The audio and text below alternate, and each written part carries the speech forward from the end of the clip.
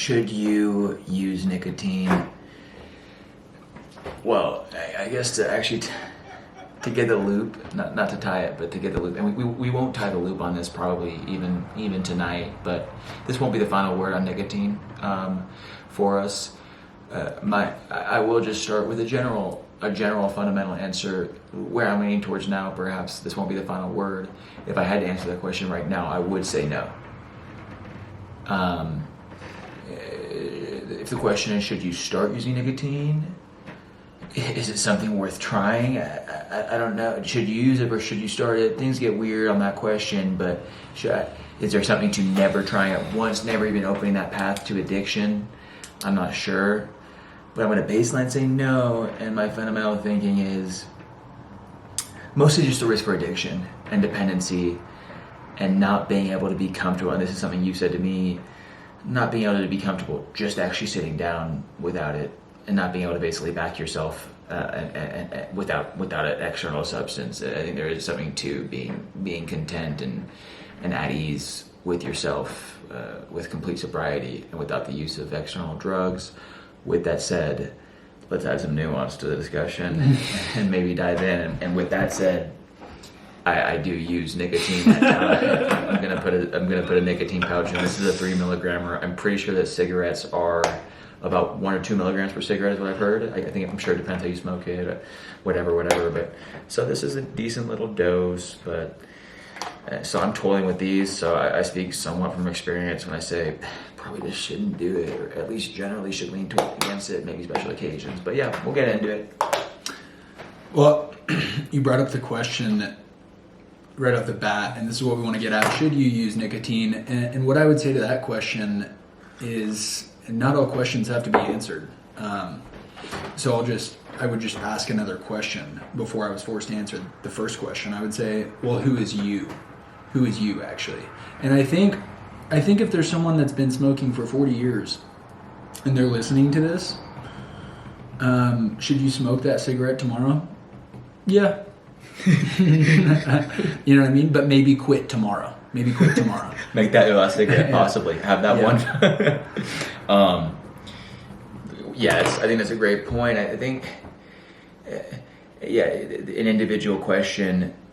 I'm sure there's some genetic things too where it actually hits people better, because there certainly is for alcohol. That's something that Andrew Huberman talked about in his alcohol podcast. Some people are just more prone to having a great drunkenness, and they really just seem like those people that really seem like they come alive when they're drinking, they kind of gain a lot of energy, a lot of socialness, etc. And you might think that's just general alcohol, but no, some people really are exceptional in terms of the effect of alcohol, and those people are probably more prone to alcoholism and using it a lot, because it really hits some people really damn well. So other people just get really tired and don't like it. So, it also depends. How does nicotine actually hit you? What does it do for you? What good can you get out of it? Does it allow you to focus better and sit down and get work done? Maybe. Huberman also, I didn't listen to the whole podcast, but he talked about there is a focus component to it. It does hit on certain aspects of focus. So there is some reason, maybe 5 to 45 minutes of time where it actually can help you hone your focus. But the question is, at what cost? What goes up must come down. There's likely going to be some downside to that. When you get to a point where you can focus worse without it, you can't focus after it, you need more of it to get that focus. So, yeah, interesting to imagine how nicotine is different, people different. Well, I do want to say, what goes up must come down. I don't know that I believe that for everything. I don't know if it's a rule, if it's a law, or if it works for most things. But what I would say about this is, what if I just built a roller coaster and the tracks end at the top? And everyone gets off the ride. Yeah, it never, that roller coaster goes up and just stops. One thing I'll say to that, I love the thought, and it reminds me of this book. I haven't read the whole thing. That's a theme. I didn't listen to the whole podcast. I haven't read this whole book. It's by Yuval Noah Harari. And these author names. You have the authors, dude. You got Kierkegaard. You have it. I wouldn't actually know 80% of what I know about literature if you didn't hit me with your random factoids. But yeah, like, it's a book called Homo Deus. Maybe mentioned to you. Maybe you already know it. It's basically about he wrote the very popular book Sapiens. I don't actually want to say what that's about, but I assume it's about Homo sapiens. But And his next book, or Homo Deus, maybe, was about the future of humanity. So I think that one maybe more the past. This one's about the future of humanity. And his claim is, well, assuming we don't, really destroy ourselves, possible, but he's very optimistic for the future, and he thinks we can create a future of Homo Deus, where humans sort of transcend, really shocking stuff with technology advances and stuff. And he talks about like how the next logical step, one of the next logical steps. So we want to defeat disease. We want to defeat basically death. A lot of the science is moving towards that, improving quality of life. He argues that the next logical step, if we keep making progress, will be actually entering finding happiness. And right now, happiness is a tough word, but if we're talking about bliss, elation, people seek drugs to get that. He thinks that the logical step will be we work towards trying to find the eternal bliss machine, where we're just always living in bliss. So what if we could come up with some incredible technology, hijack the brain's neurochemistry, the dopamine system? This is another Huberman delight. The dopamine system, there is an inherent up and down to it. Even not on drugs. If your dopamine goes up, there will be a fall below baseline, or there will be a subsequent drop. That's how the system functions.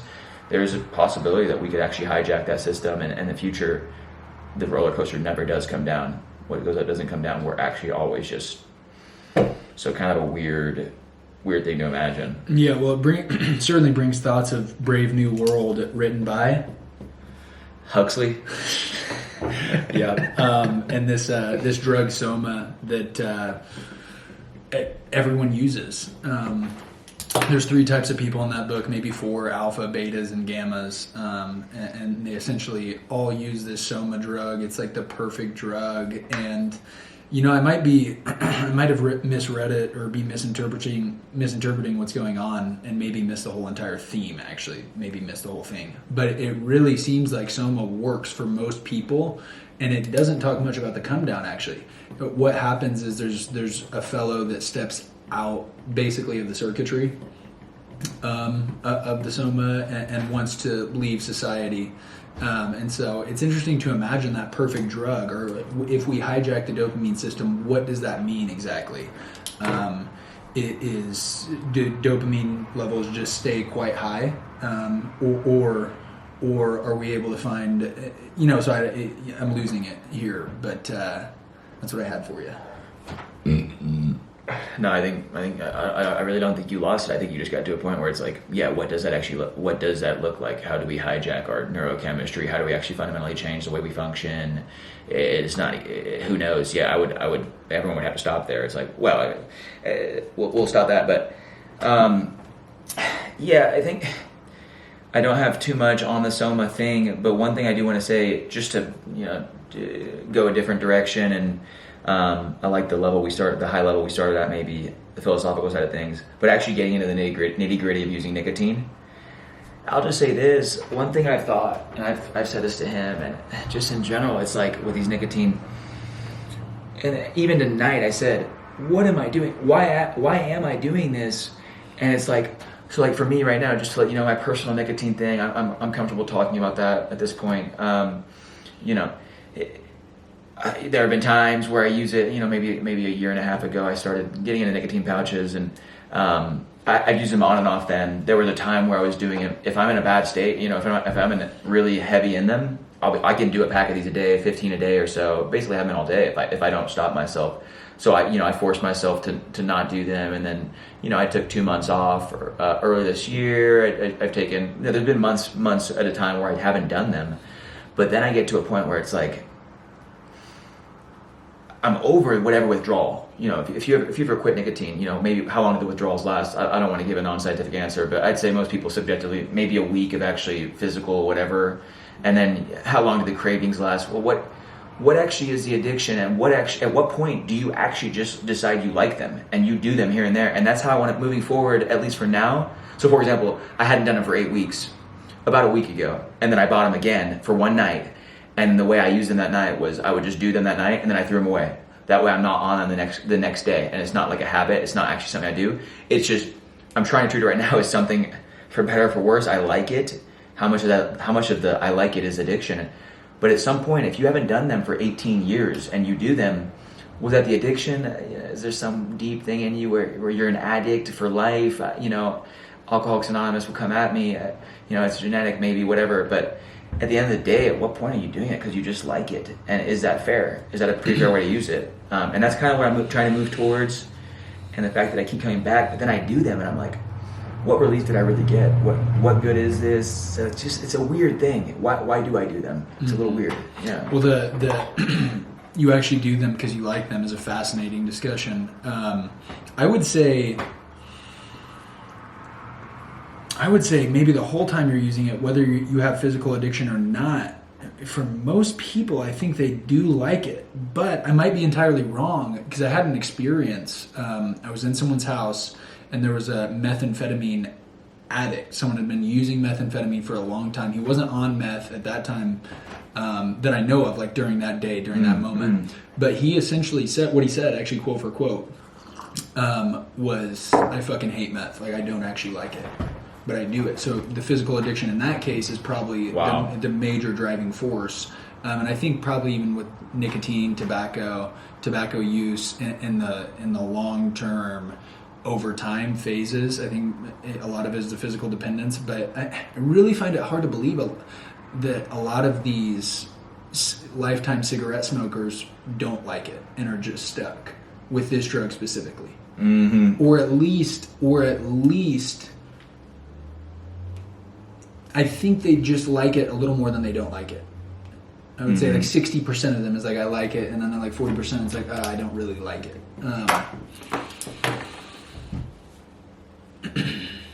And I just before this podcast, I'm also on nicotine right now.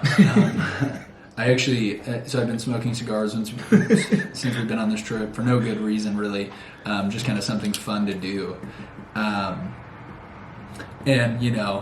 so I got out there and I said, hey, Chuck, it's going to be about 3 minutes. I'm just going to go out there and smoke in the cold for a second. And I huffed it down quicker than any other one and was feeling less of the negative effects in my chest. And I think it was just based on I knew something else was coming. I was more willing to huff that down. It's almost like in this scenario, is like a metaphor that I can draw is when, so rum makes me sick nowadays because I used to drink a lot of Captain Morgan when I was in high school or whatever, and that was all we drank.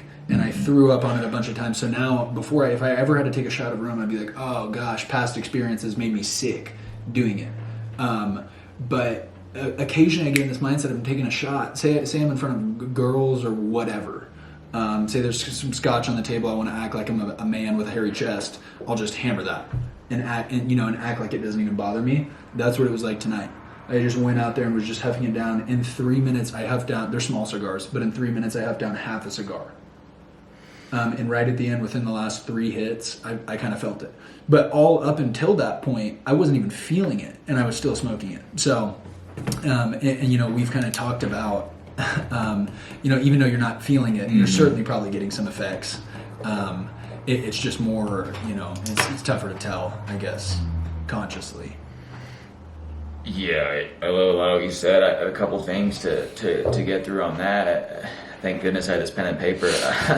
The first thing is to bring it back to the addiction side of things versus liking it. I've wondered this before, and this is a delicate thing, and we're not talking about alcohol. But for example, it seems like Alcohol Anonymous, their method of quitting is you never have a drink. And if you ever have one drink, even if you haven't done it for 20 years, if you have one drink, that's a relapse, that's a rebound, that's a failure.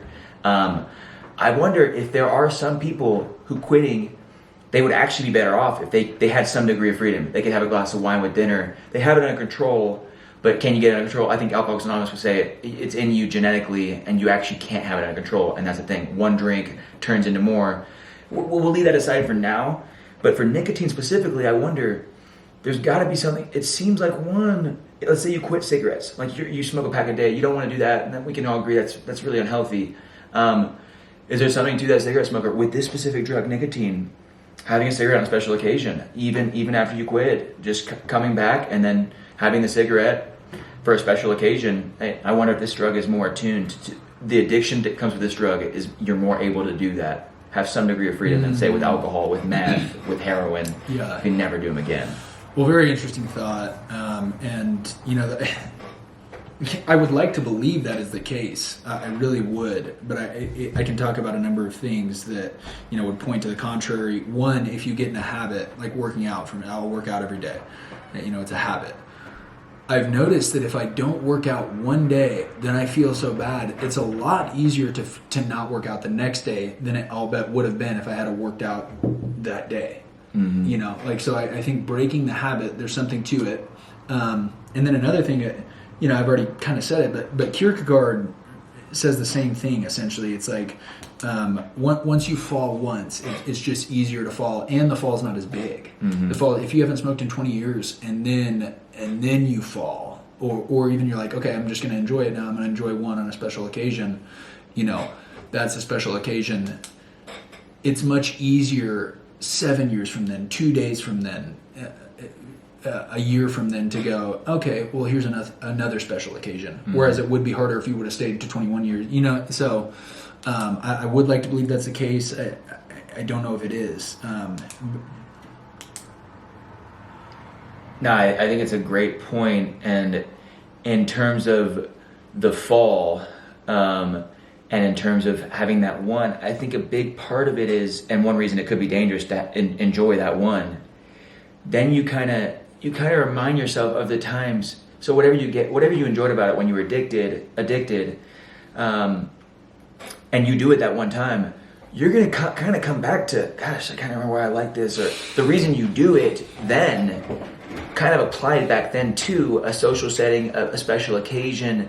So then you kind of unlock all of these things. A lot of people, they find, the vaping. I can't, quitting vaping seems, something about the fact that you can do it all the time. Because at least with the pouches, at least you can only have them in, you could do them all day, but at least you're not doing something all the time. You have it in all the time. But whereas vaping and the smoking, you can actually do it all the time. So it's like the habit times 10. You have to break the habit of something you can actually do all the time. And it's ridiculously powerful. I don't care what these vapes, most of the time when I hit someone's vape, dude, 3 hits can get me whacked. Mm-hmm. Like legitimately some numbness throughout my body, trouble balancing, some lightheadedness. It's just ridiculous. So some of these vapes are extremely powerful, whereas I just told you I smoked half a cigar and barely felt it right at the end. Mm-hmm. So I think those vapes are extremely dangerous, and I don't like what our culture is doing with them right now. In fact, I think I might even like, and this might not come from scientific basis, but I really think I might like Romanian culture better right now with how much they smoke a ton of cigarettes. There's young kids smoking cigarettes, but I'm thinking a lot of these people that are smoking vapes, I really see a very negative future for these people just on the basis of how significant the nicotine hit is, the nicotine high on that. So I'm worried about those vapes. An interesting little side story.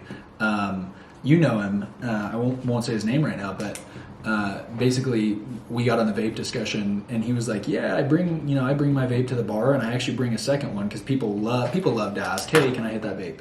And he brings a dead vape, and he'll give someone a different vape and let them hit the dead vape without nicotine.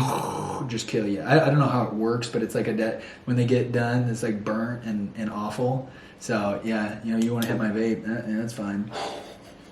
So lesson we taught there. Brutal. So if you ask someone for something, you may not be getting what you think. Yeah, which you need to be cautious with every drug, actually. Oh gosh, yeah, the drugs, especially dealing with black market stuff. We're not even talking about black market stuff, but mm-hmm. Yeah, when you just start worrying about what's actually in that drug, is it actually the drug you think it is? Yeah, well, that's what's pretty nice about, in America at least, tobacco and alcohol. You can be pretty sure that if you buy a Miller Lite, at the grocery store, that it's going to be a Miller Lite. There's not going to be something sinister. You're not going to start tripping on LSD if you drink a Miller Lite. Yeah, exactly. And nicotine, tobacco is kind of the same thing.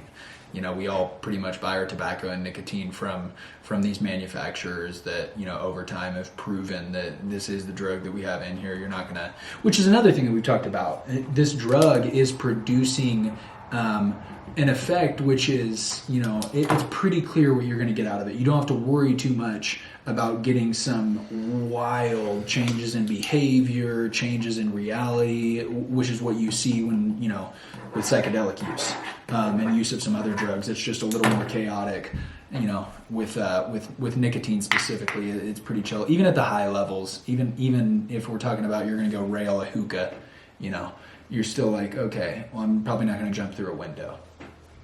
Yeah, I completely agree with that, and I wrote down a couple notes to circle back on real quick, but just to tie the loop on that one of, you kind of know what you're getting with this drug. It's not extremely risky in that sense of you're not likely to have it's not going to ruin your day. Likely, you're not going to have an awful trip, for example, like you could with psychedelics. You're not going to, for the rest of the day, feel really off. You maintain yourself, and I think that's one reason that I think nicotine. If I did actually have to rank order drugs at this point, nicotine is in my top 3, and I think part of that is you just get to keep yourself. And yeah, you get off balance, you lose your center. Like if you're trying to get off drugs and really find your essence and, be clean, be sober, and toil with things on a more fundamental framework rather than, bringing drugs into the matter, etc. Just, have your center, have your focus, and sort of, I'd say potentially achieve higher states of consciousness, better states, more stable states where you're not sober and then you're like, oh, I need this drug to get me here. So I think there's powerful stuff there. But with that said, like for example, the addict, if you're an alcoholic and you quit alcohol, but you still smoke cigarettes, or you smoke cigarettes instead, we could argue about health. What's more unhealthy, a beer or a cigarette? Maybe depends on your genetics. Are you more prone to lung cancer or breast cancer or whatever? But in terms of actually mentally, in a way, that's a huge win, because with alcohol or with a lot of other drugs, you lose yourself basically. You're getting drunk, you're getting high, you're getting extremely numb, you're maybe even passing out in some weird bliss. I don't know much about opium, heroin. I actually don't know what those really do to you. Whereas nicotine, it seems like you mostly keep yourself. So like you're at least yourself. You're not, the alcoholics. They're ruining their life. Abuse, maybe being abusive, all these things, and maybe not to excuse them as for alcohol, but it's not going to ruin your life in the same way that a lot of other drugs are, and that's because I feel like generally you're kind of sober. You're just you have that kick of nicotine, so you kind of keep yourself. So there's that chillness to it, and you know what you're getting.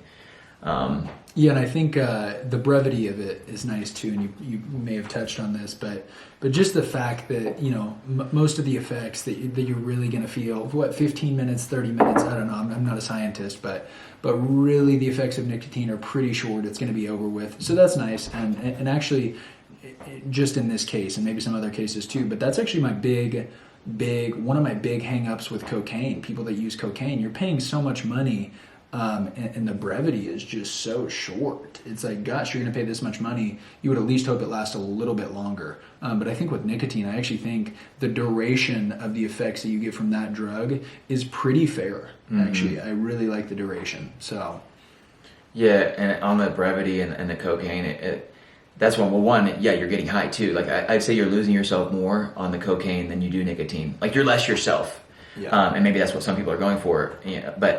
But then also you have to think about once that wears off, what happens? Oh boy, if you do a bunch of coke and then you try to come off that, you're not just going back to roughly you might really feel a big come down, whereas you probably do to some degree with nicotine, but much less so. I would say much less so. You're more able to come back to yourself, and you don't even lose yourself that much. Whereas cocaine, you're basically an egomaniac. What people. Amphetamines, just Adderall, these drugs, the effect they give, pretty profound difference.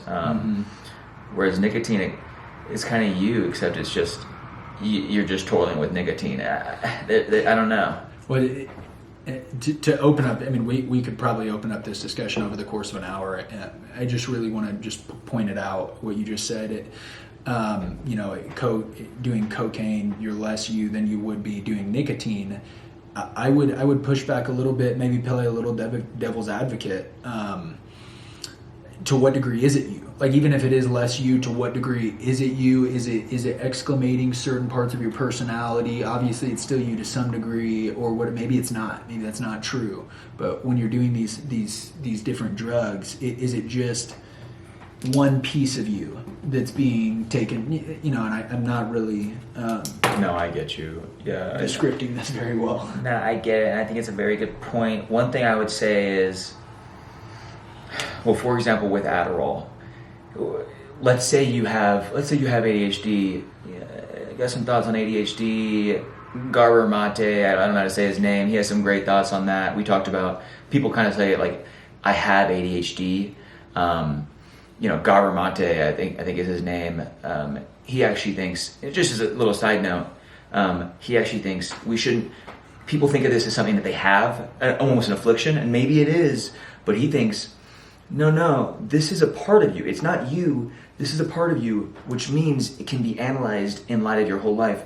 What choices have you made, and what has happened to you, what environment, etc., has led to this point, and how can it be addressed? Actually, looking at the causal arrow. So it's not necessarily, he tries to reframe it as not an affliction that you can't do anything about besides say drug, but something that actually can be worked with. He talks about little traumas, not necessarily something awful happening to you, but little things that do something, gets you off, a coping mechanism that maybe works in this case. You deal with some sort of trauma, not enough love from your parents, whatever it is, and then that works for something. But then if you carry that with you your whole life, it actually creates problems. Anyway, if you have ADHD and you take Adderall, you could argue maybe you are more you because you're dealing with that disorder, you're dealing with a disease. But I guess is the disease you? It is some part of you. Things are getting weird here, but I would say like and is sober you. Is sober you. How much does the food you eat? For the sure. Food you eat affect maybe to a small level, but yeah, how much in what case are you the most you? In what case sobriety is is probably, you can make a great case for that probably. So a great I think you're case, right on. or at least getting more close to the point in a sustainable way, like finding your essence. Nice. It's like, I think drugs can help you, exclamate certain parts of yourself and maybe even learn. I think with psychedelics, I think there actually is a learning experience to get to your essence, use those as an actual tool and to see that there actually is a different way. And I think everyone has a lot in them. People always say, oh no, the Nazis, that people just letting that happen. We all have that, the brutality. Do we all have that in us? Or is that kind of, I joke, is that just really good, PR on the Nazis, on people's part, kind of apologetics. 6 million people dead. Everyone kind of went along with it, but we all have that in us. Is this good? Is this just really good PR on behalf of people who have done really bad? No, we actually all have that in us. Yeah, probably do. Whatever. So what part of that is? But I think in terms of getting to you, I would definitely say the most sustainable way is drug-free. But I think it does depend on the drug. Like with something like cocaine, it's hard for me to imagine that gets closer to you. One, because theoretically, let's say on the cocaine, the peak of the high, let's say you feel the best you ever, and some people will feel that subjectively. This is the best I've ever felt. This is who I want to be. Well, you're not going to be able to recreate that all the time. So that's not really you. That's the drug working on you. So it's not really you. But I think there's tools. If you want focus, if you want to get your dopamine system right, if you want to feel good but more often, if you want to feel more productive, I just think that there are better ways to go about getting to that. The good things that you feel on that. Well, how do you get closer to that without that substance and avoid the negatives of that substance? Well, sure, and if sustainability is the framework here, then I think that is a good route. But the question, one of the questions that it could easily arise is, do you actually need to be you? In the case of Hunter S. Thompson, the guy who's just railing drugs in his adult life, just writing, a lot of his writing, whatever, Fear and Loathing in Las Vegas, actually the only example I can cite, but would this writing have actually occurred? Probably not. So the camera cut off there. Do you need to be you? I don't think we really need to go into that too much, but there are a lot of examples out there. I mean, Winston Churchill, what the hell is that guy doing without alcohol during World War II? And how did alcohol affect, the staircase of events? Even beyond Winston Churchill. So I think a great case can be made for drugs. For many reasons, but I do want to take this, if you don't mind, Is there anything you want to say on that before I take? Because I do want to take it a different route. Yeah. Just the last thing I want to say is, in terms of the philosophical discussion of being you, what does that actually mean? The essence of you. Should we value that? I think that warrants further thought for sure. But I would say, as far as the Hunter S. Thompson, Winston Churchill example, Hunter, did he end up killing? This is anecdotal. Did he end up killing? Did he commit suicide? He did, right? I think so. Yeah. So I think in that weird case, it seems like the drugs. I don't think they got him closer to him. He was probably coping with something. I don't think you were saying, is it even good to be you? I don't think you were saying it made him more you. I think you were saying it actually allowed him to produce something that he maybe wouldn't have produced otherwise. Same with Winston. Did he use the alcohol to get through these extremely arduous times? Whereas without it, maybe World War II would have taken a different turn without his leadership. And who knows how big of a part alcohol played in that. But I would certainly say in that case, the fact that he started alcohol, he was now... If he would have had to quit alcohol in the midst of, imagine if he had to quit while trying to lead. You're on a great train right here. So it's like that kind of, it goes back to sustainability, but it's like without that, then you're really in trouble. And for example, with the alcohol, real quick, this is Huberman talks about this on his alcohol podcast. It actually makes it to where you are more stressed not on alcohol. It does some things to your brain. You feel like you're relieved when you drink. That doesn't last that long, but you get that relief. But then when you're sober, you actually are more prone to feeling less at ease and more stressed when you don't have the drug. So it actually does create a loop. So I wonder if he had never done any of those and gotten himself off of himself, gotten himself to where he had these problems, these imbalances or whatever, and he could have done it the best way possible, and really was just really purely just had it all there.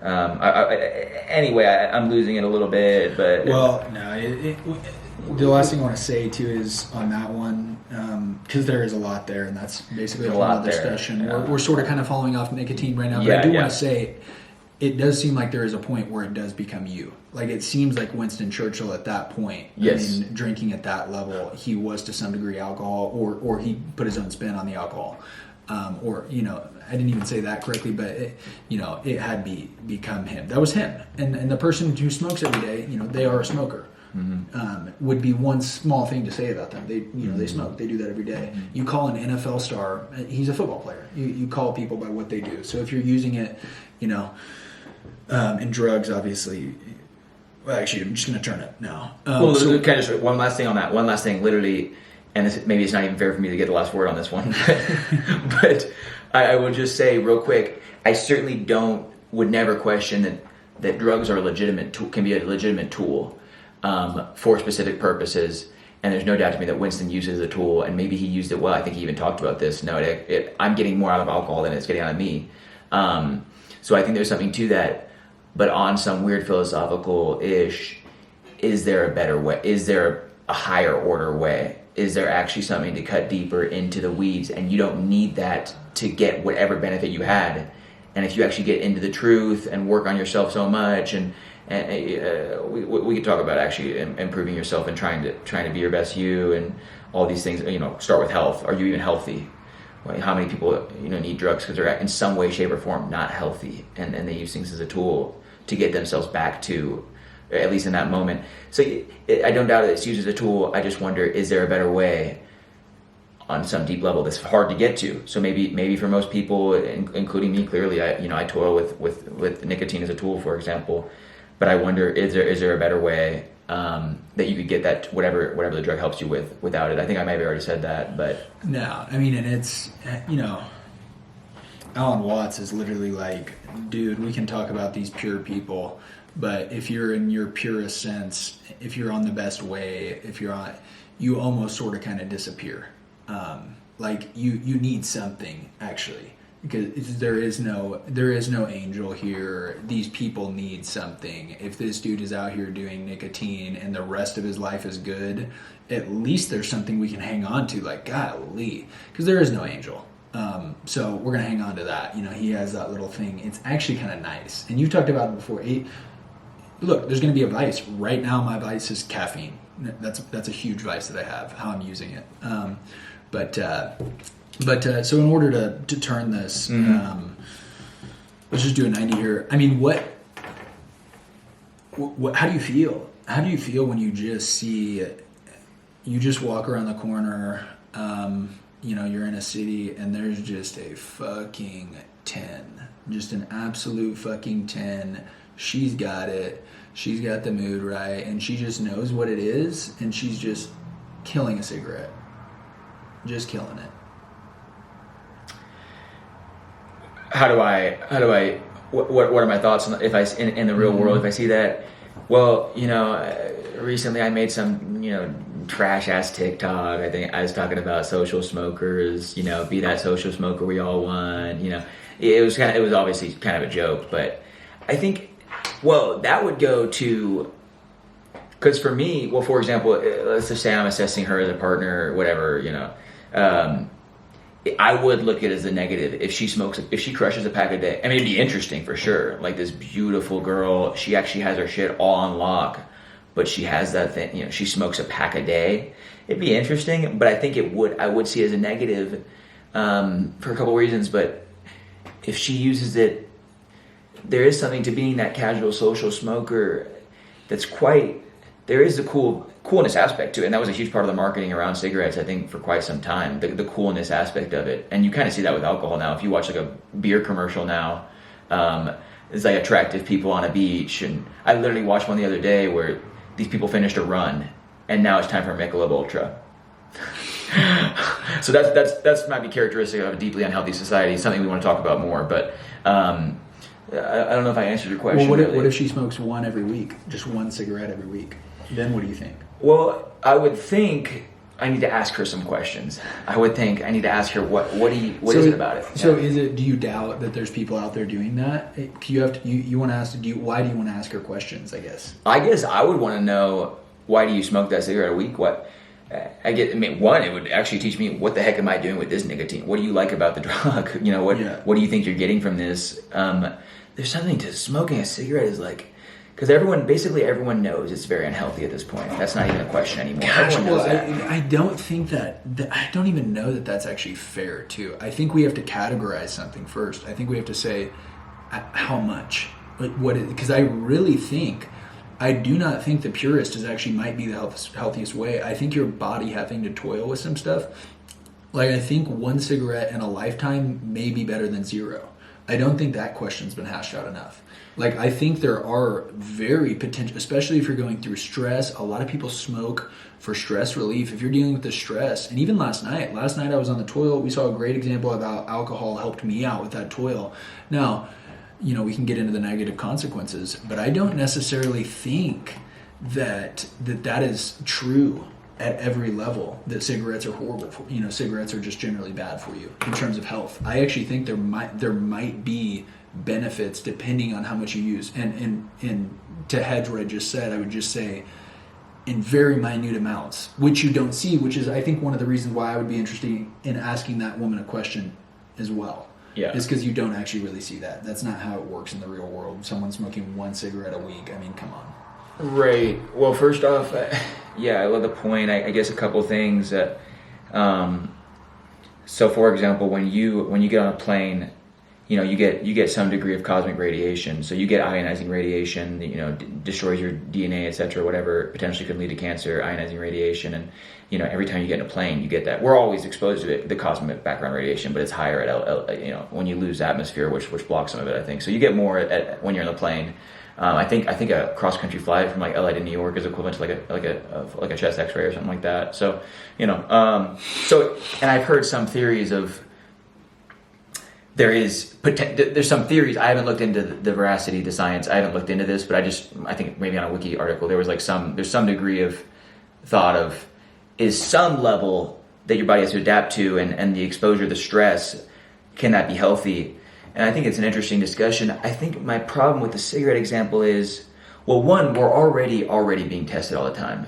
No matter how pure you are going to be exposed to carcinogens that your body has to deal with. You're going to be exposed to microbes. We could talk about the immune system. If you're never exposed to anything, will your immune system just get wrecked?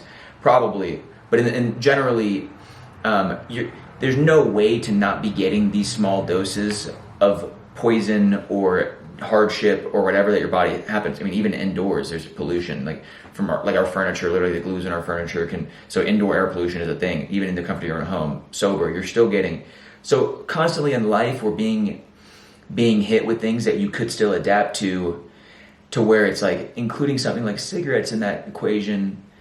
I don't think it'd be necessary to get the adaptation. Like at the end of the day, a bunch of carcinogens, and I think it actually damages the function of even the healing process. If it actually damages tissue on a level of even actually being able to deal with it, for example, I think sunlight's a complete carcinogen because it not only causes cancer, but it actually hurts your cancer fighting properties in the skin. Like it actually makes you more prone to cancer. I think even actually the damage. So it's like a double threat.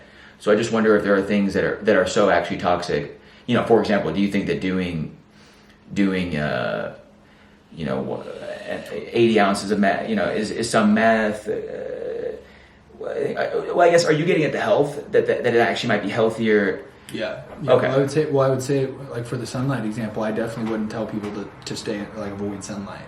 No, I wouldn't either. And I didn't think you were saying that. No. But also, I think cigarettes just have such clear benefits, which we haven't really gone into. I think there's some very clear benefits to doing it at very low levels, and I think those might extend to health. Of course, I'm not a scientist, but yeah, I think there is this complete argument, just to kind of round it out because I don't have much else to say, but there's the complete argument of they're bad for you. And I would just pull back a little bit and go, does the science actually, have we really tested that at extremely low scenarios, or done where people are doing such low levels over the course of a lifetime? Yeah, well, one thing to say about the benefits of nicotine, I believe it is correct to say that there is we talked about this earlier, there is an anti-Parkinson's effect of nicotine. I think that's backed. So I think even kids who were around secondhand smoke, like their parents smoked, for example, I do think that those kids have a lower Parkinson's risk throughout their life. So I think there is something to that. As far as, have one cigarette in your life, can that actually be beneficial? I would say there's probably not a single bit of research to suggest that someone who has one cigarette over the course of their life has any worse health outcomes. So in terms of clinical health outcomes, I would say, it's hard to imagine actually a clinical outcome that's worse for that person than one. Now, there might be, if you make that choice, maybe people who are willing to try a cigarette, maybe they make other choices that are bad, or maybe the person that it can actually just have one cigarette and say, to hell with this, maybe they're actually stronger, so they actually maybe have better health outcomes. But yeah, as far as actually, the body's very resilient. I guess just to tie the loop on the health thing, if you have that cigarette, you never have one again, you did damage. There's no question. You do damage when you smoke a cigarette, one cigarette, and your body gets to healing right away from that. It is that damage. Is that testing your body to where you adapt, and that one time, that one insult is somehow good? I would think not. So I think I guess my baseline claim is I don't think so. I love the thought. I don't think that one cigarette in your life would make you healthier than not. But yeah, bringing the tar in, the body having to deal with the tar, it just seems difficult to me. But yeah, great discussion. Yeah. Yeah, well, there was somewhere I was going to go with it and kind of lost it. I guess that's the point of the writing down, pen and paper. But well, here's one of the things that I really need to get at. I'm not sure that health actually matters too much. There's people love to say, I'm not here for a good time. I'm here for a long time. So when we're having this discussion, health is just one way to look at it. And so that's where I'm pro in a lot of these scenarios. I don't think drugs are generally good I don't think they're habitually great choices. I really don't. For most, if we're going to start talking about antipsychotics, you can get me on that. And then I would just say, look, I'm not going to hedge everything I say. If you're habitually using a prescribed drug that really helps with your outcome of life, then we can talk about that. But habitual in terms of recreational use for nicotine, alcohol, stuff like this, even marijuana, I don't think it's great. Psychedelics, I don't think it's great to to be using them every day. But I would say, look, I mean, if you're a light smoker throughout your whole life and you never get cancer and have to deal with it, all those times that you enjoyed that you wouldn't have necessarily had without the cigarettes. Like I think, and that kind of brings it back to what you were talking about. These people, you know, you remember all these good times that you had. If we just take that all the way because you were approaching life from a health perspective, you know, that's pretty tough when you look back at life to take some of those experiences away. So this is where I get this is one of the lenses I put on to go, hell yeah, if you can control it and make sure you try and minimize some of these major health impacts, lung cancer, etc., emphysema. Is it emphysema is the one where you slowly stop breathing or whatever? Yeah, I think it's the lungs don't inflate properly or something like that. So if you can avoid that kind of thing, and it's actually going to make your life better, and you can talk to people that you wouldn't necessarily, you can share cigarettes with people, whatever, you know. And I don't want to get too much into that final thought, because sharing cigarettes with people, you know, you could be doing them some major damage. But you know, I just wonder, you know, how much does health really matter in terms of the perspective of life in general? Yeah, well, let me get to the health thing in terms of the life thing in just 1 second. But the real quick thing I want to say, you know, I think when we're talking about health, what is a healthy choice? You also have to compare it to something else. So, for example, if you have that cigarette, what is the alternative? What if the alternative is a cigarette or crack cocaine? I think everyone would say the cigarette's actually the healthy choice there. For example, if I go out and these allow me, and this has happened before, like I'm just content to, you know, chew on these for a night, say, and I'm sort of in a chaotic vibe, you know, if I'm out. And by the way, there's something to the chaos of drugs, you know, giving you sort of the chaos, the sort of the idea of letting go, etc., having those chaotic nights. That's more so for alcohol, whatever. But if for example, I can chew on these and be content with these and avoid potentially worse choices, say getting wasted. I don't really get wasted anyway, but say avoid drinking, especially if I think drinking is less healthy.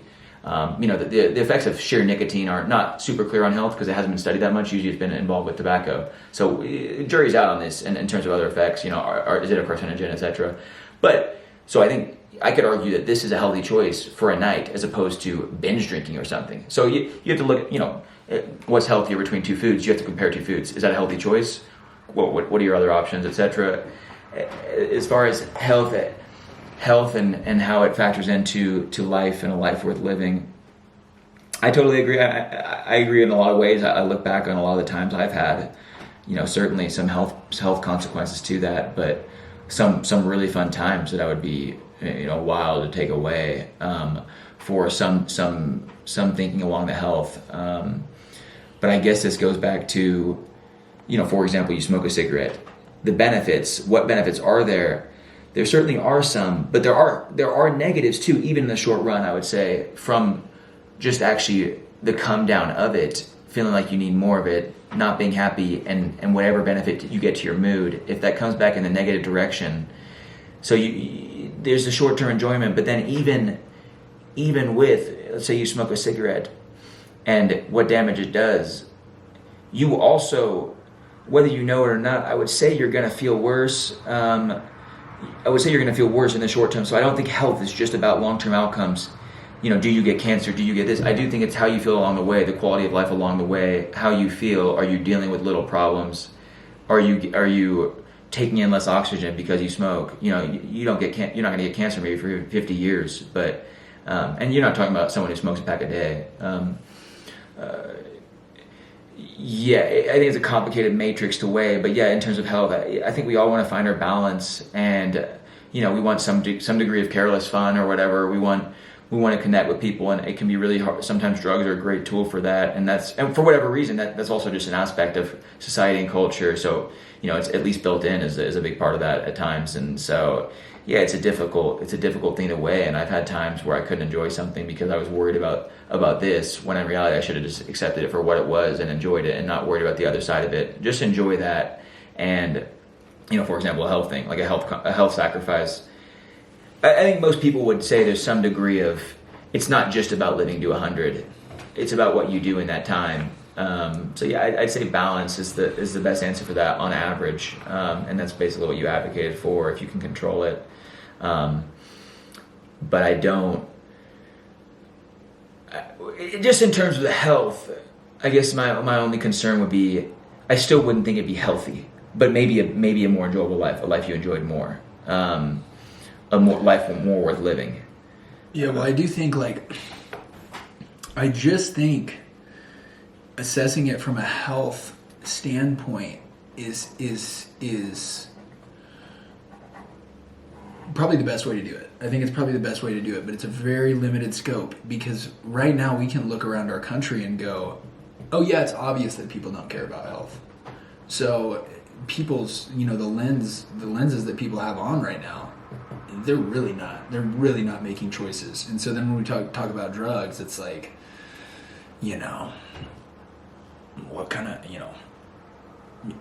there's a lot of other things, especially if you're doing things moderately. And I think we're trying to approach the question of should you be using nicotine if you're doing it at high levels? No, you probably shouldn't.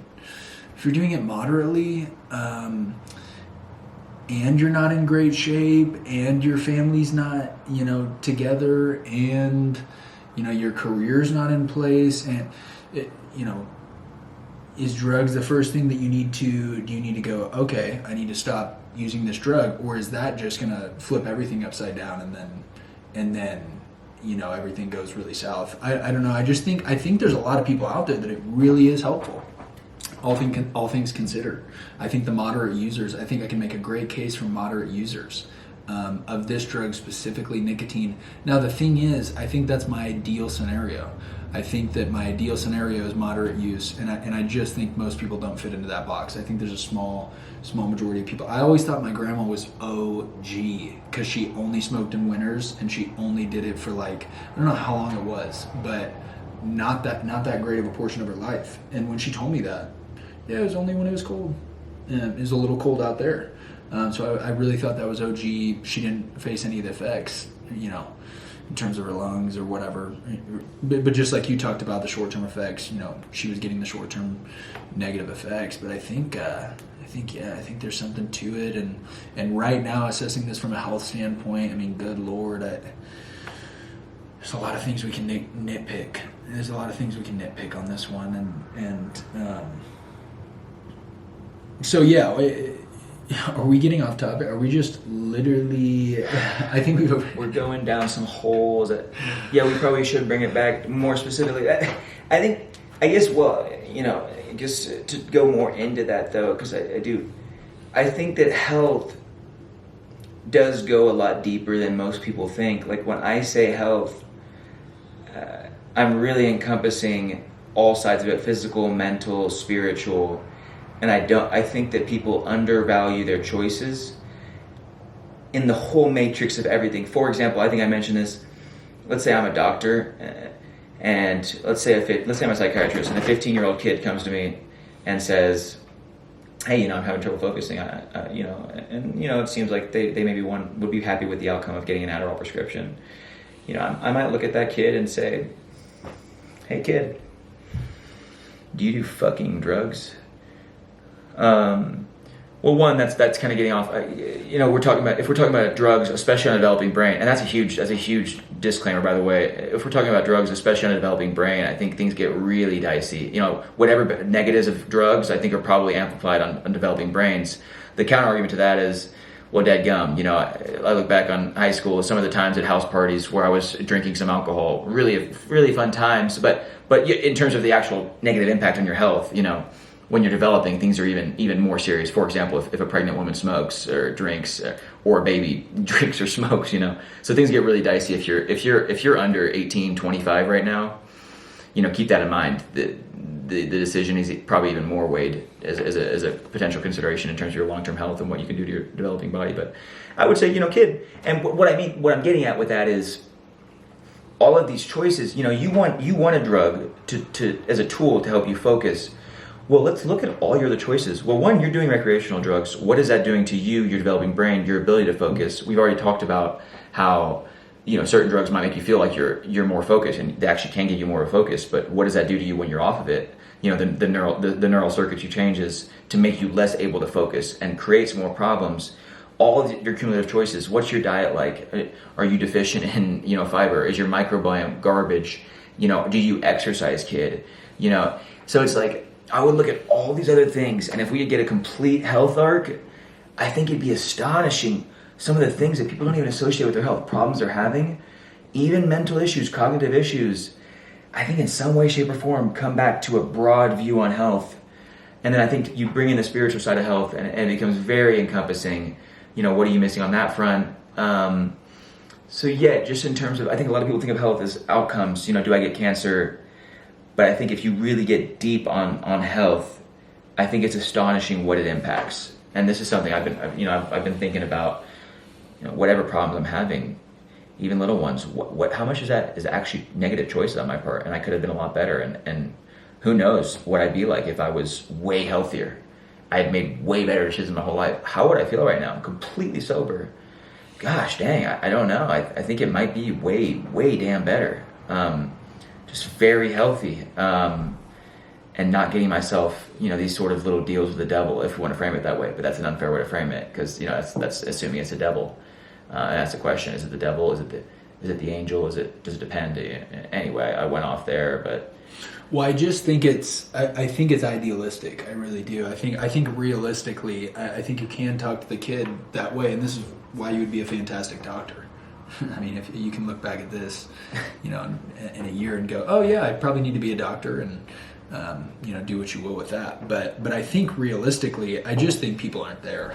I think people need their stuff, man. And to give an example, I should just be able to sit on the ground tomorrow. We're doing a little cage thing. And we're here in Boulder. I should just be able to sit with myself. I'm afraid I'm going to quit because I just can't do it. I'm afraid I can't do it. I can't actually sit with myself. So in terms of the health arc, it's like, gosh, realistically, almost no one has it. Throughout the course of time. Almost no one has had it. But I think, I guess to bring it back to nicotine, if we just approached it from a standpoint of fun, should you do it for fun? Not even looking at the health whatsoever. Well, I would say, not looking at the health. I would say, well, one is going to depend a lot on the circumstance, and I do think there is an ideal time for it. There might be the best time ever for it. The best time, you gave an example. You're just toiling on the road work. You have cars coming at you 80 miles an hour. You're doing road work with, and. It's like, golly, some part of me is like, yeah, I might just have to rip a couple, darts. You didn't say darts, but, so as far as should you do it for fun, I think it depends a lot, but I would come back to, I would fear and still know, because I'm like, gosh, is it really helping me? Even though I'm doing it now, is it actually helping me have fun? I'm not convinced nicotine helps me have fun. If you look at all the sum total of it all, having it in the pocket, making that choice, letting go, oh, I'm gonna put this in my mouth and I have it here. It's hard to say fun. Is it helping me have fun? I think definitely potentially, but then, well, I guess there's multiple sides to fun, because you can be feeling some multiple things at once. So you might be feeling the fun, the good sides of it, and then there's some degree of the bad sides to it. Whatever slight withdrawal comes after, whatever sort of pain of not having that thing. Once you do it and then you don't have it anymore, you want another. So I guess it's just a complicated.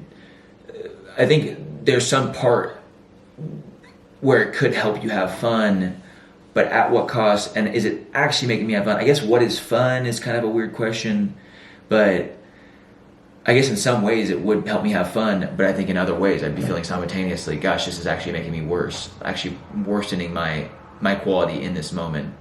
So I really don't know. That's fair. And I think I would say absolutely. I would say absolutely. From a fun perspective, if it's pretty clear, if it's just pretty clear that you've had fun doing this, or if you're pretty clear that when you're going to open up that can and put it in, or when you're going to smoke that cigarette, you're going to have fun afterwards. Yeah, do it. But I would say you need to get real clear on when that actually is. So are you going to have fun smoking a cigarette and then walking back in your house and sitting down on the couch? Or are you going to have fun when you're, socializing with people? You're going to have a cigarette. It's going to, put you in a different, frame of mind, and then you're going to walk in and have a discussion with someone, or whatever you do. I would just say be very clear about it, and maybe stick to that from a fun perspective if you can do it just when you're having fun. Because I find it very hard if your whole thing was, I'm going to do this from the perspective of fun, then I would say only do it at those times. And I think it gets dicey when you start going out of that. And I think there's high potential for someone that's like, oh, I'll only do it when it's fun. Yeah, then you do it one time when it's not. And this gets back to the Kierkegaard thing. It's like once you slip up once, you slip up again, and then you just have a habit. Mm-hmm. So I think it would just need to be very clear. Hey, when am I going to have fun doing this? When is it actually cool? And I do want to loop it back around to a couple things you said. The people that have problems with these addictions, the people right now that are really on nicotine and maybe they want to get off, I guess is who I'm speaking to right now. I would say if you had to cut it out, I would say start cutting it out in the times where you're going to have fun. Because those are the times you're going to look back on and be like, oh, that was great. And this is kind of a diversional point, but I've heard over time, there's been a lot of people that have told me, yeah, I love to smoke cigarettes when I use alcohol. And it's another point that I'd make. I would say those are really times you need to cut out right there, because you're probably not, there are the people that just smoke when they're drinking, but if you're smoking when you're drinking, you smoke, here and there, other times I would say really try to cut the ones out when you're smoking and drinking, because I think that can lead to more fun, lead to more good experiences. I do think that drugs lead to a lot of fun in a lot of cases, and so that's where I'm at with the coming from the fun perspective. Yeah, I think it's a great point. And I do think fun, if you could stick with it, I think it would be a pretty dadgum reasonable framework for the average person in a non-idealistic society. I think it'd be a pretty dadgum good framework, and for a lot of the reasons we just mentioned. If you actually get addicted to something and it's a problem, a lot of times you'll actually start hating it, and so then it's not for fun, etc. But whereas if you actually just do it when you think it's actually fun, I think you're probably going to avoid a lot of issues. One little point, just an interesting point. It's not even, I'm not even actually using it as a rebuttal to anything, but just an interesting thing to imagine. I look at babies and kids. Generally drug-free beings. Golly, it just seems like they're having so much fun and drug-free. And I look back on myself, playing hide and seek. We didn't even think about drugs. I got to an age where I got curious or whatever. I want to try. I want to try a drink. There's that mystique of it. But there's certainly an age where you're just not even thinking about drugs. It's not even a question, and it seems like you're having so much fun. So I wonder, just in adulthood, how much of it is we just lose whatever it is kids have. Maybe they just don't have any fronts that they're putting up. They're not conditioned in any sort of way. They're just extremely expressive, pure, whatever. Golly, it seems like they're having a dadgum good load of time. So I wonder what we can learn from kids in that way, of actually just having more fun. Yeah, it's a great discussion to be had, and I think there's a lot of factors involved with that, though. I think that's why I don't say it as a rebuttal necessarily. I wasn't, and there's totally lost it. Totally lost this one. But it's a fascinating discussion on what kids are doing. What can we learn from them? And I think some people maybe are using drugs to get a glimpse of that. Yeah. Alcohol specifically can really bring out a more childlike vibe from people, willing to connect, willing to put out tentacles, etc. So yeah, it's a great thought, and I think I'm off there, but I do want to talk about if most of the time you find yourself using a drug to escape the negatives, that's probably a bad thing right there. Yeah, and I think that's why the fun framework is a pretty dadgum decent one. I mean, you could argue that if you're escaping boredom, you're avoiding the negatives and you're trying to have fun, whatever. But generally, yeah, if it's clear that you're coping with something, especially if it's something that you kind of know it could be dealt with in a different way, for example, your family life is absolute garbage, and you're doing drugs, say nicotine, to get away from that. When in reality, and this kind of actually goes back to something you actually hit on earlier. When in reality, you could actually deal with that problem in a better way that would actually get to the problem more than using it as a cope mechanism. And I think that goes on to, like, if we're talking a non-idealistic society, a lot of the time, if I'm trying to get at some incredible benefit that we could all get from achieving higher planes of health and spiritual happiness and whatever, that's idealistic. And a lot of people, it's not clear if you're doing drugs, it's not even clear to escape from something. Sometimes it's not clear what you can do otherwise. It's not clear where the right move is, how you can deal with that problem fundamentally. A lot of the times people cope with drugs, it probably is something that you kind of have a sense of how to improve it otherwise and more fundamentally. I'm not sure if that really hit on the main thing, but yeah, I agree. If you're using it as an obvious cope, as an obvious escape, especially when you know the route to take, non-substance that actually gets to the problem, especially bad time to use them. Yeah, and this might just be preaching to the choir, but if you are sitting there going, I shouldn't do this, that's a pretty big reason not to do it. The gut. Trusting that gut. The gut microbiome. I actually have a little bit left over there, and I don't know if you saw, I actually did drink some Shivas in this.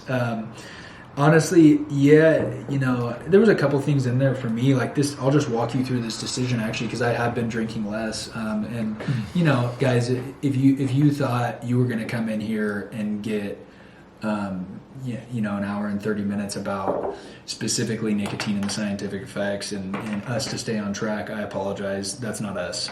So you get what you get with us. I think we've been trying to hone it in a bit. We got off here and there, but what I'll say is, I'll walk you through this decision right now, because I have been drinking less, and then I'm like, every drink that I take, should I take it? I'm calculating a little bit more than I have been in the past, for a number of reasons. But tonight, yeah, got a big day tomorrow. Huge day, a little bit stressed out about it, been nervous, basically all day, even maybe all weekend, been nervous. I was nervous in Kansas, Hays, Kansas.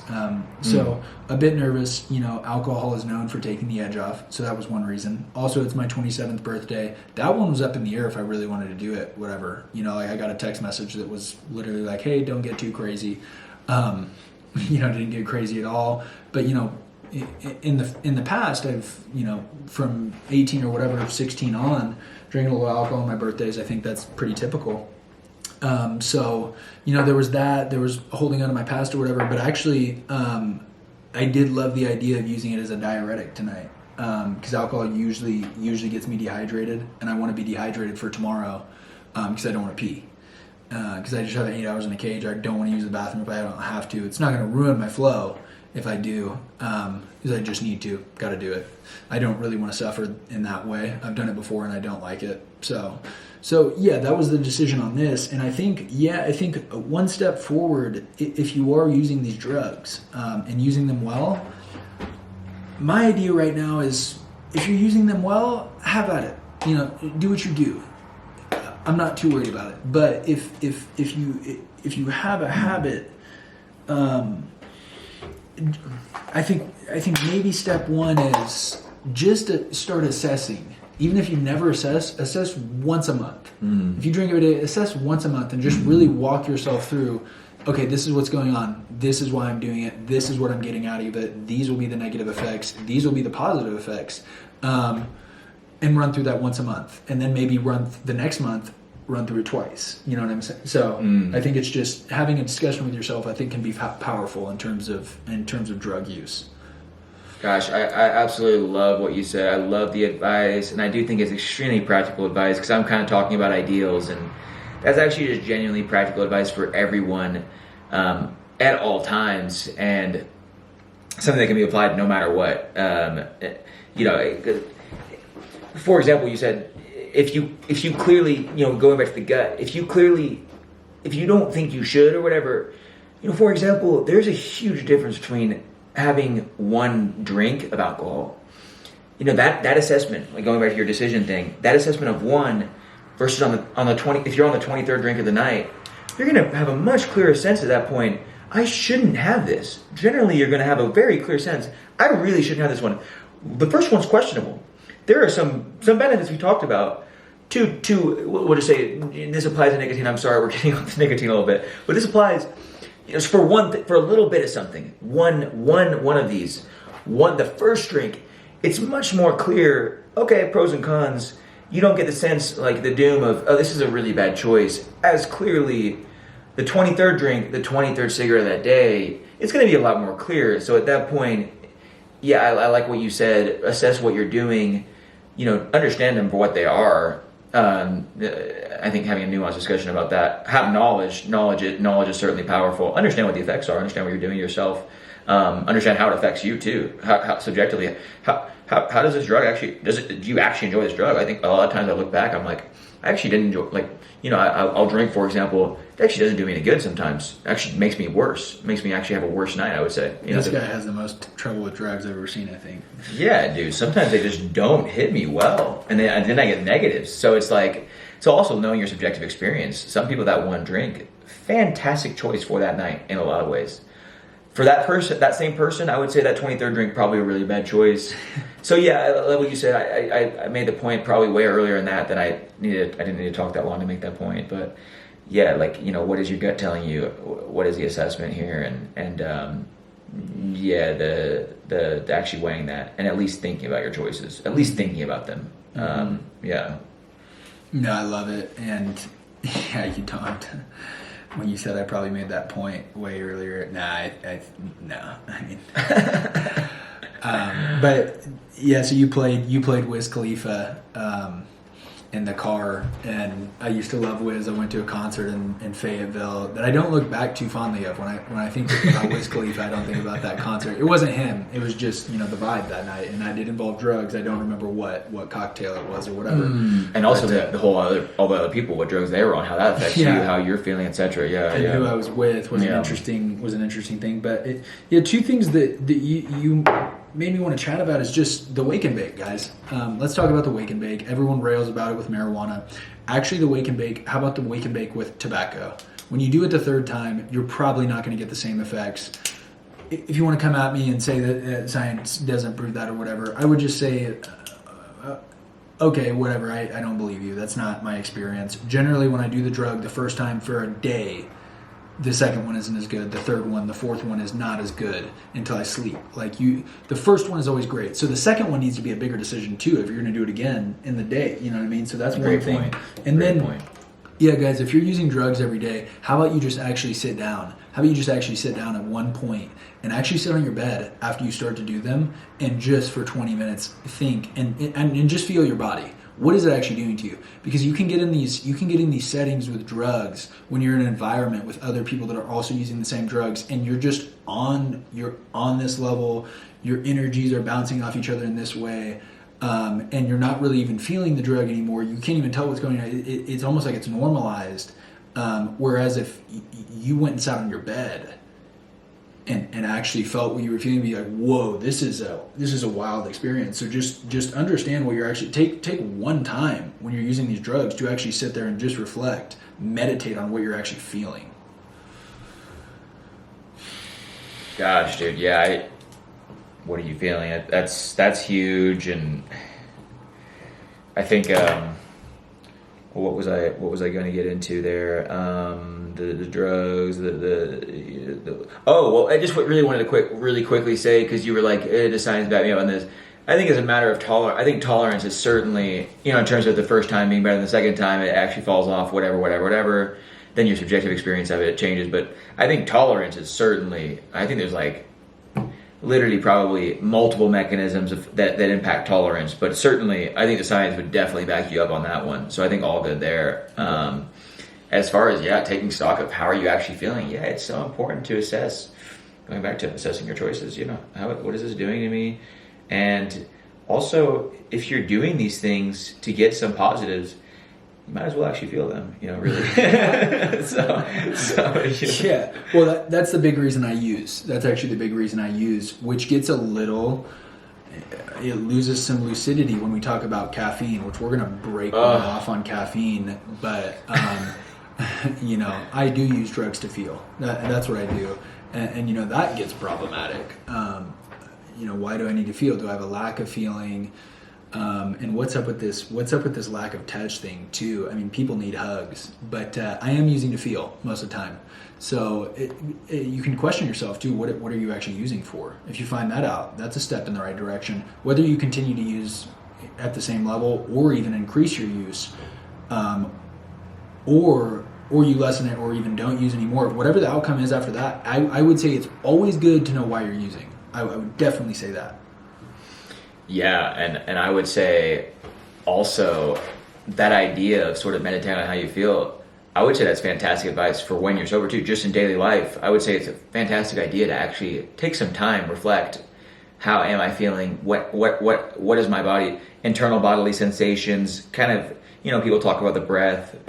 I think in general, that's actually sound advice for something people actually would be well off to do a lot of the time, just every day, reflect on, really letting yourself feel. And this goes back to, let's say you feel something negative. If you can really get to something you perceive as negative and sort of say a negative emotion, if you can actually get to base, well, what does this actually feel like?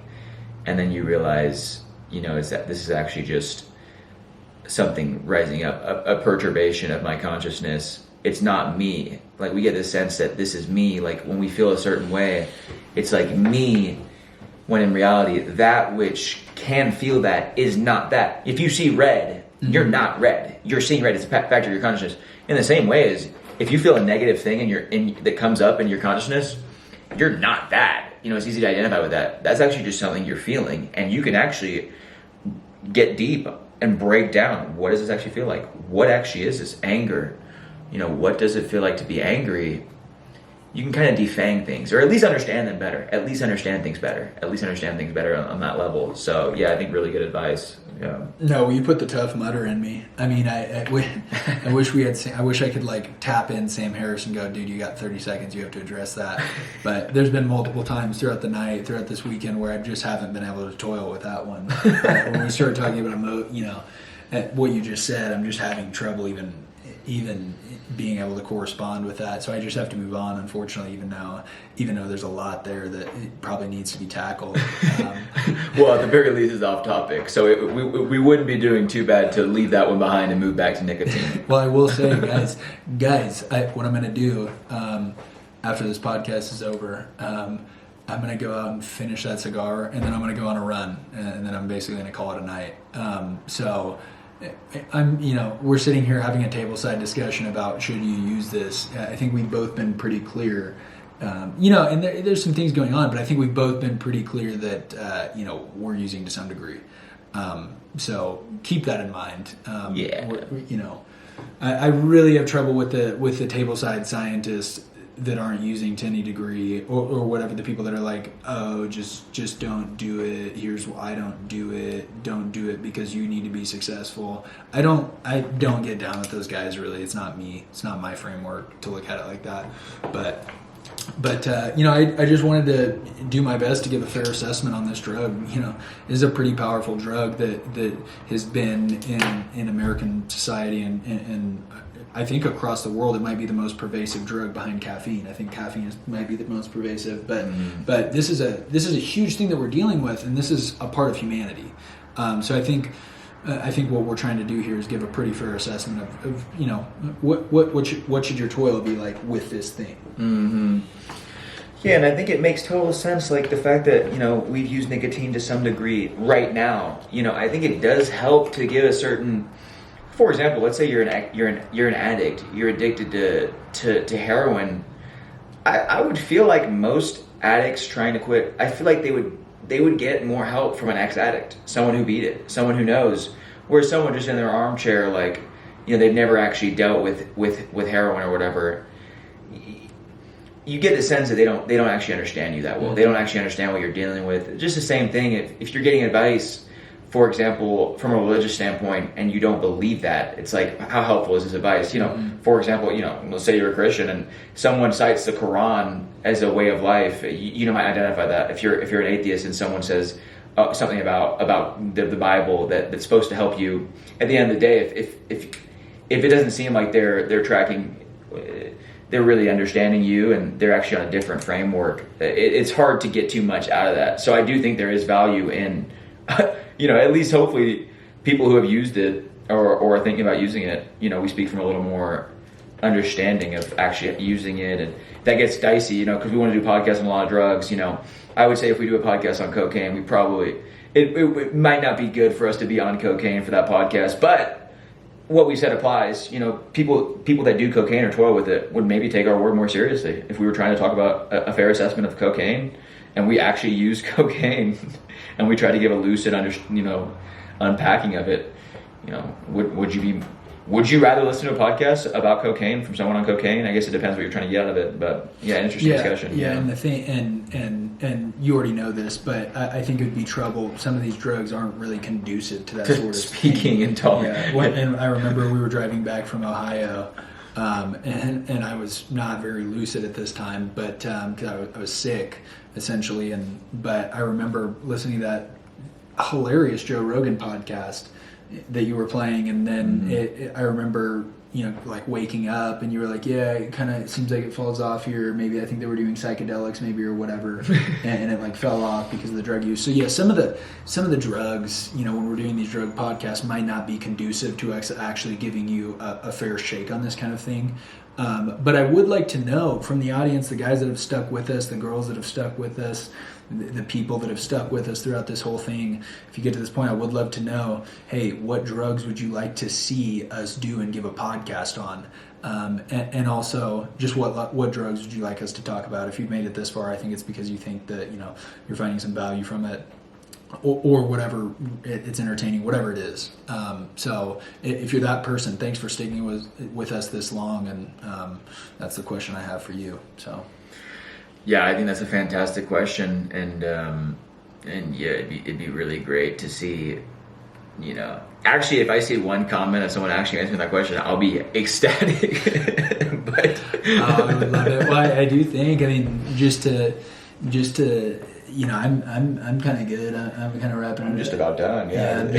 So to get on a more serious note, I have the feel. I mean, whether we have 3 people or not watching this, everything we said, I mean, maybe not everything. There was times we got off topic or whatever. I thought it was a fascinating discussion, and I imagine there are people out there that would think the same. But even if not, this kind of discussion makes me very happy. I feel like we were just making progress in terms of the whole question. We were actually getting better at answering this question. Part of the reason we're making this podcast is because we want to answer the question ourselves. We're actually talking to ourselves. Mm-hmm. So whether one person comments or not, and we've had trouble with YouTube. We're having a lot of trouble with YouTube. So if one person comments or they don't, it doesn't matter too much to me right now. But that doesn't take away from anything you said. I would love to see one comment on it. And when we say love, when I say ecstatic about that, that's from one frame. Like, I'd be ecstatic to see that, but in another frame, I'm like, no, it actually doesn't matter. Like, this is a fantastically valuable discussion no matter what. And like you said, this is actually something that we're toiling with. For example, you could argue I'm addicted to nicotine. I don't know. That gets back to something we talked about, what addict versus liking it. I have it fairly under control, I'd say, but. And in some, if we can use it to our benefit for fun, I think I'm on the grind of doing that. Whatever. Anyway, these are things we're actually toiling with. At the very least, assessing choices, assessing what we value. These are things we want to talk about. These are things we do talk about. So yeah, absolutely. And guys, we didn't touch on this at all. But we did. The mechanism of intake. Just to let you know, I have snorted nicotine.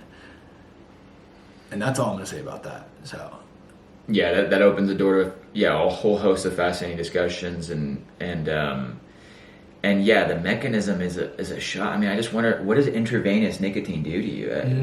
What is that? What's good with that? Like, and then going back to concentrations, it's crazy to imagine. Like, you can get these. Zen only makes 6 milligrams. There are other brands that are like 8-9 milligrams, dude. That's just kind of like the weed, like. The weed that we smoked versus our parents, their grandparents, it's actually a different conversation assessing that drug. It becomes shocking at different concentrations. And in the case of marijuana, you're actually breeding that plant. It's actually a different plant.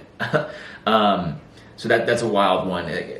What does 1 9 milligram nicotine pouch do to you? That's 4 to 9 cigarettes, depending on how much nicotine you're getting from that. So that's a wild one. Mechanism of intake, smoking opium versus. Well, I don't even know what I'm saying now. What point am I making? But yeah, great. I think right when you said smoking opium, I was like, oh, this is going to be interesting. But Yeah. no, I thought it was fantastic, and so I guess without further ado, I mean, that's about it. And the only thing, I have one question for you. What's the next one we're going to hit?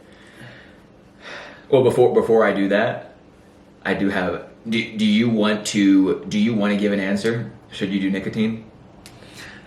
Well, now it would just come back to What we talked about. Yeah, All that we it would talked just about, yeah. come back to who is you.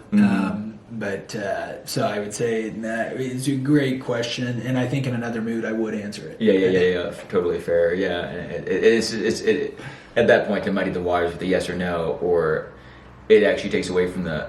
We've talked about it kind of boils it down in a way that actually doesn't work based on everything we talked about to Nice. say yes or no. Oh, okay, so that's the answer there. Yeah. The question, it doesn't actually work to answer the question, actually. And that's great.